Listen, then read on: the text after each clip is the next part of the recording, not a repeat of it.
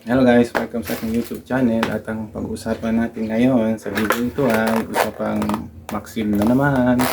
Pero bagong lahat, intro muna tayo.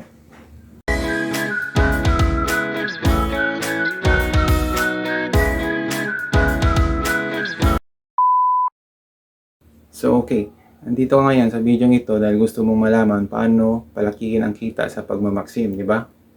Pero bagong lahat, ipapakilala ko muna yung sarili ko. Ako nga pala si Paul. Hi! Bale, isang Maxim Rider. Tapos, nagsimula ako noon 2019 pa. So, since 2019 pa, ilang beses na rin ako nakakapasok sa mga awarding, no? Kasi minsan may monthly kasi yan eh. Monthly awarding. Napapasok ako sa mga top 10. Gusto niyo ng proof na nakakagawa ako ng malaki sa Maxim, mayroon akong in-upload na video nakaraang araw.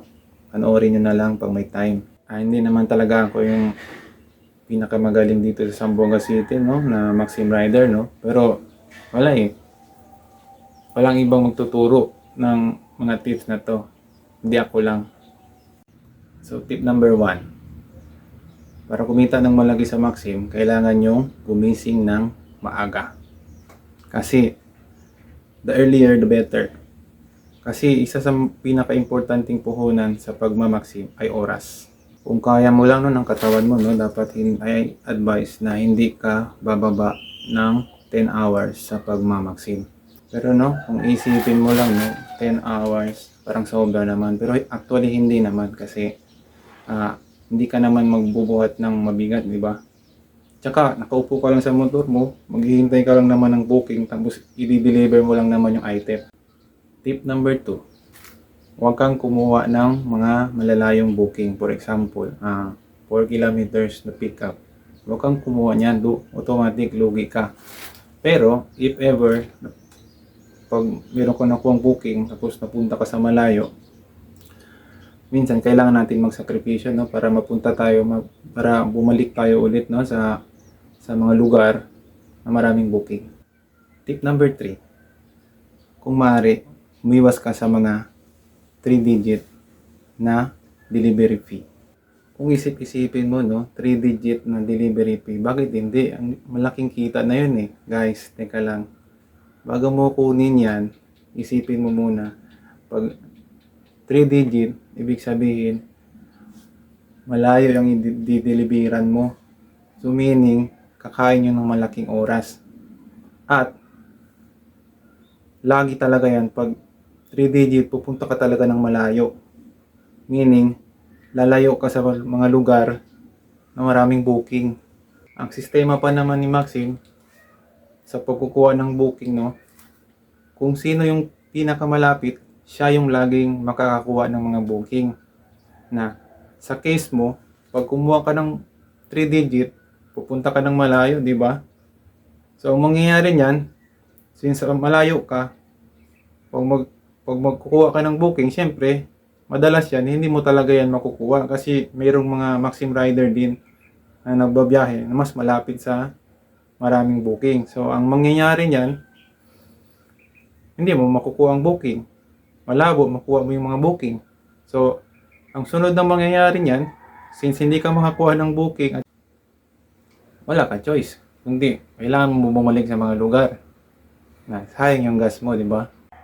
Kaya, I advise, kung kukuha kayo ng mga booking, dapat yung mga maliliit lang. For example, 40 pesos, 45, 50. Huwag na masyadong malaki pa doon. Hindi man natin yun makokontrol, no? Pero as possible, yun lang ang kukunin mo. Bakit? So, iisipin mo lang talaga, no? 45, 50 pesos. Parang barya, no? Pero, ang discard talaga dyan, ang target talaga natin is yung mapadali natin ma-deliver yung mga deliveries natin. Kasi, ibig sabihin, pag marami kang na-deliver, marami din yung chances na meron talaga yan mga customer na nakakaintindi sa atin. Na madalas kasi yan, pag marami kang na-deliver, yung mga customer, nagbibigay talaga yung tips. Minsan 5, 20, 30, 50. Tapos minsan talaga yan, mayroon talaga yung magbibigay ng 100. No? imagine mo na lang, sandali mo lang na-deliver, meron ka extra, 20 pesos, 50. Tapos, ang maganda kasi niyan, pag yung mga malalapit lang yung kukunin mo, palagi talaga hindi ba nakakasayang ng gasolina? Na syempre, pag kukuha ka ng malayo, punta ka ng malayo, tapos babalik ka na naman, di ba sayang yung gas mo? Sayang din yung oras mo. Tip number 4. Kumuha ka lang ng mga booking na hindi ka lugi. Minsan talaga yan, no? Mayroon talaga yan mga booking na yung customer magpapabili talaga sa atin, no? Bilang Maxim Rider, syempre, bilang isang baguhan, ikaw, hindi mo talaga maiwasan. Minsan, makuha ka talaga ng booking yung kung saan hindi mo akalain na matagal pala. So, in the long process, darating din yung time na makikilala mo yung mga tindahan na matagal mag-release ng item sa'yo kung magpapabili yung customer. Na ngayon, alam mo na kilala mo na yung mga tindahan, yung mga restaurant na matagal talagang mag-release ng item para ma-deliver mo na, no? Lumabas pa yung alarm, pasensya na. Tapos, no? Ngayon, ang diskarte mo ngayon, pag meron kang makita mga booking na ganun, kahit malaki pa yan ng DF, alam naman natin, ang malaki, meron din talaga disadvantage, no? Malayo, matagal, babalik ka na naman. Na ngayon, pag meron kang makitang booking na, for example, ito restaurant, 30 minutes talaga ito.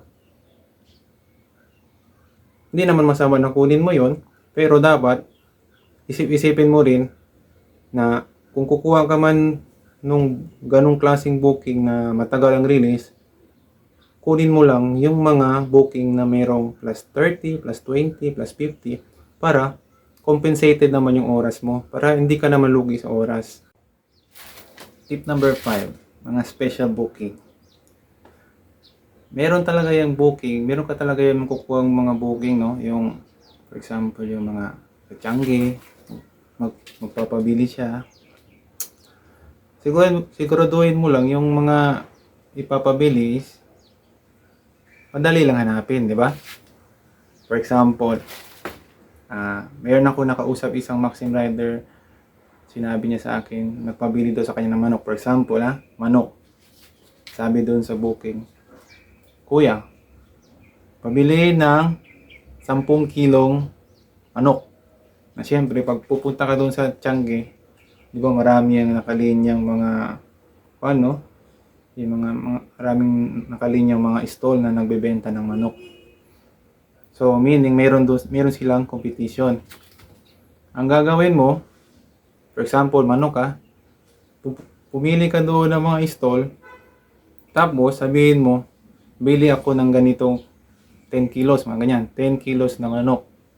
Na ngayon, sasabihin mo sa nagbebenta, Kuya, ate, bibili ako ng 10 kilong manok, pwede makahingi ng discount.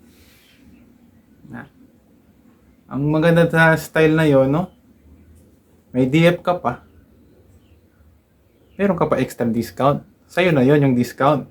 Tapos yung sisingilin mo sa customer, sa receiver, kompletong bayad. Hindi, parang tips na rin yan, di ba? Na, meron talaga yan. Magabot talaga yung mga discount, mga 200, 300.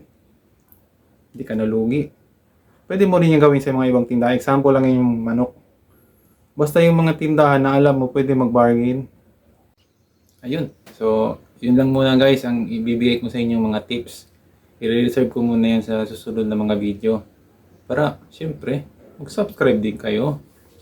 So, bago tayo magtapos, guys, huwag nyo kalimutan i-like yung video.